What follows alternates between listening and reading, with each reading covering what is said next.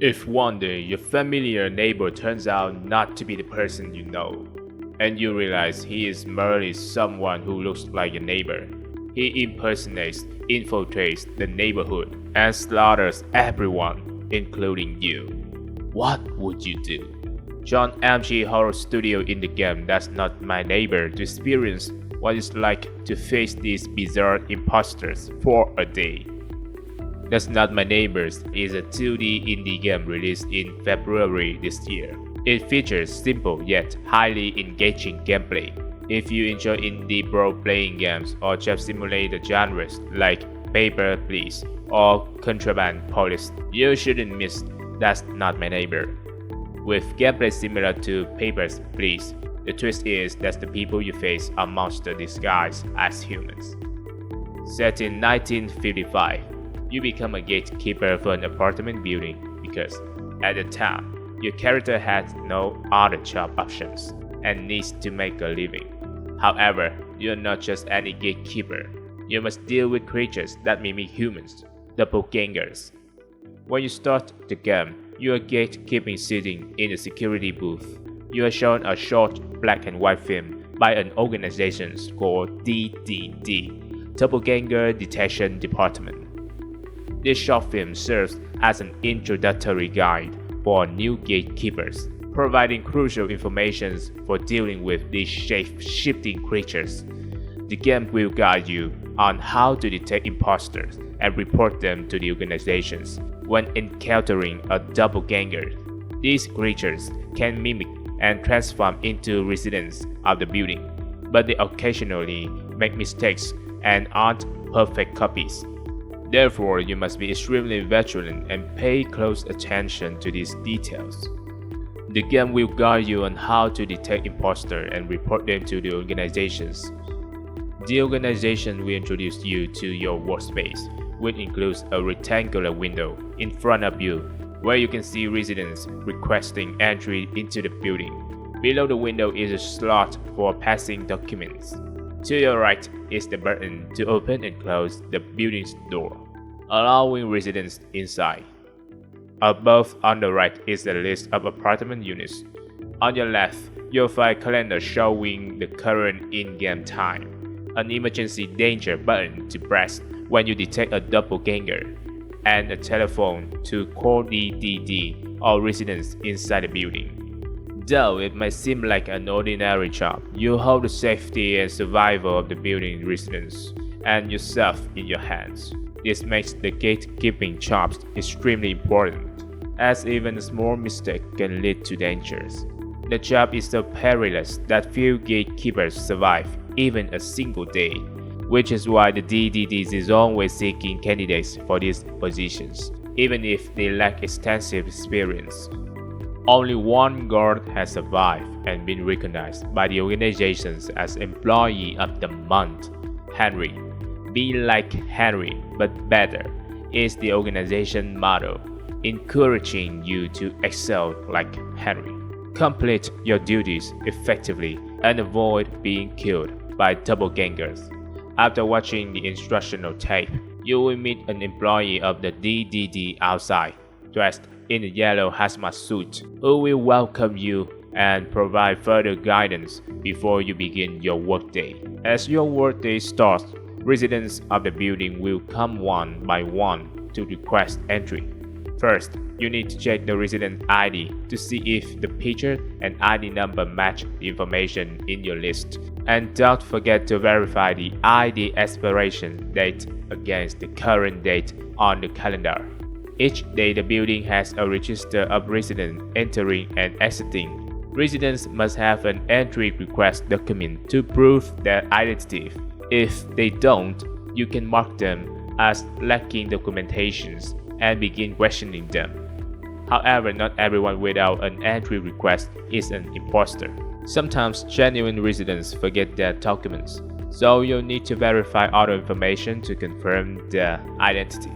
I've mentioned earlier, doppelgangers can mimic residents of the building, but they sometimes make mistakes.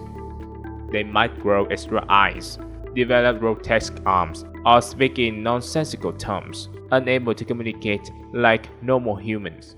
For example, a man may exhibit such odd behavior. The only thing he can say is peach, peach, peach. Even his ID just say peach, with the pictures of a peach matching his name. No matter how much you try to question him, his answers are all about peaches. It seems he tried to mimic a resident but could only remember their surname, as there is someone named Robertsky Peachman living in apartment 2 on the first floor who looks similar. However, his poor imitation led me to call the DDD immediately to handle the situations. Sometimes they has detached and floated above their bodies, yet these creatures try to excuse it as normal behavior. Such unusual appearances are the easiest way to spot, like the handsome milkman who has become a sensation on social media. With his attractive looks and tired eyes, dressed in a white milkman outfit, he sometimes has tiny arms growing out of his head or ears that hang down to his shoulders. Occasionally, his white uniform is stained with red streaks he claims are milk, among other bizarre transformations. I bet many players, especially women, would open the door for him right away to meet him. Though I mean meet in the literal sense. Personally, I find him too appealing too, being the most attractive among actual residents. However, my common sense prevails, and I follow the protocols to check him thoroughly before letting him in. You can compare identifying features in the list and photos to see if they match. The list for each resident's room details their specific characteristic. So, make sure to check the descriptions of their appearance and occupation carefully. The list also includes information about their family members or roommates. At the top of the list are phone numbers for each household, allowing you to call and verify if the person in question has returned home or not.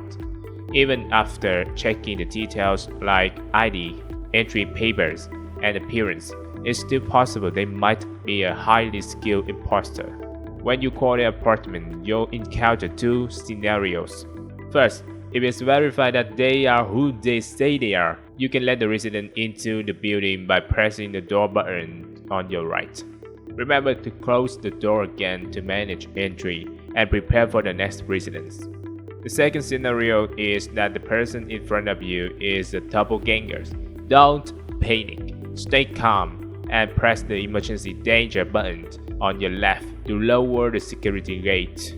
Then pick up the phone and dial the number on the wall 3312 for the Doppelganger Detection Department or DDD. Wait for the organization staff to come and handle the creatures.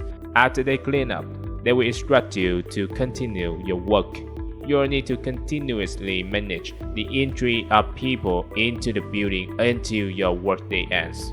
After a long and tiring workday, the DDD will send you a performance which includes the number of creatures you caught, the number of innocent residents you mistakenly killed, and the number of doppelgangers that got into the building. Finally, you receive a score to see if you can compete with Harry, the employee of the month. Special scenarios will occur during gameplay. For instance, you might encounter a mysterious character not introduced earlier. A man wearing a red black coat, a white t-shirt with a blue peace symbol, and with eyes of different size. According to what I learned, this man named Chester. He will ask random, vague, and confusing questions. If you answer incorrectly, Chester will inform you and leave immediately. However, if you answer his questions correctly, you'll receive an achievement and a gold badge with Chester's face to display on your desk.